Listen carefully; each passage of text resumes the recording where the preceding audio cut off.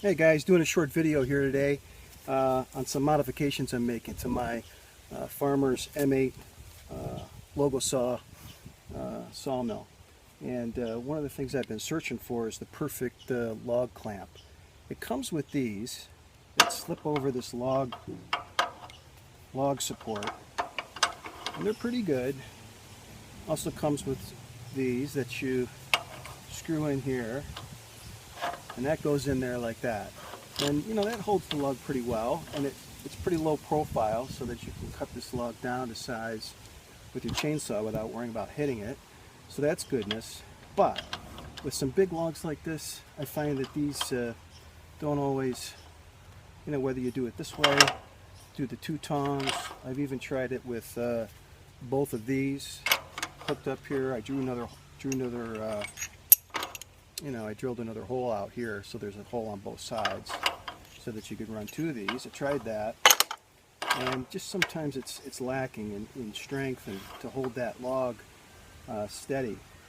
One of the things I tried is I made this just out of flat steel.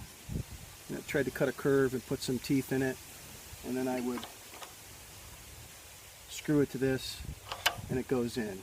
You can see that usually, you know, one or two of the teeth hold, and that's good, but it's high profile. So when you start to get down cutting your saw, you start to hit this, and you end up having to take this off, stop, take it off, and go low. So that works pretty well, but not perfect.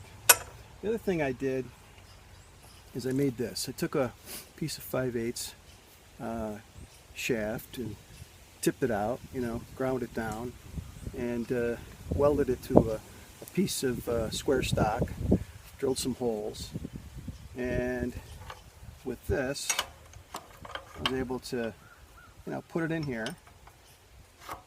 And first that's that, but then I ended up taking this, right, there's just some nipples, and screwing on some threaded rod, and what you could do is you could put this over it, and so you're clamping this down, right, and then you're putting this in and you're screwing it into the log. Now that's working pretty well. And then when you're sawing down through the log and you get lower, you can just take this off, take that off, and you still have then this piece to hold the log while you're cutting right towards the bottom. But that said, I still think this is lacking in terms of holding. I've had some of these big logs, halfway down shift on me, and I don't like that because then it screws up your cut, and you have to figure out where you're square again, and it's a little difficult. So I want to show you my latest trial here is this thing.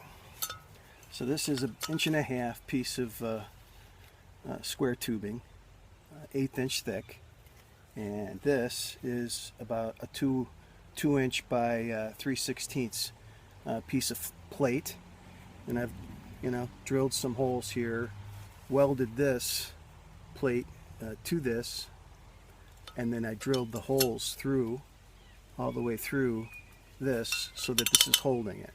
And you can see as you put this on, this will go right up underneath.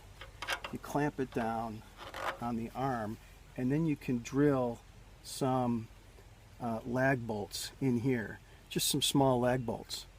And I think if I have that on both sides with lag bolts, this won't move.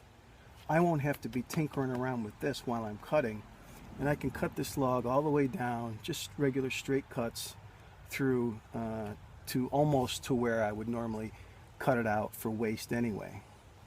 So I'm going to try for this.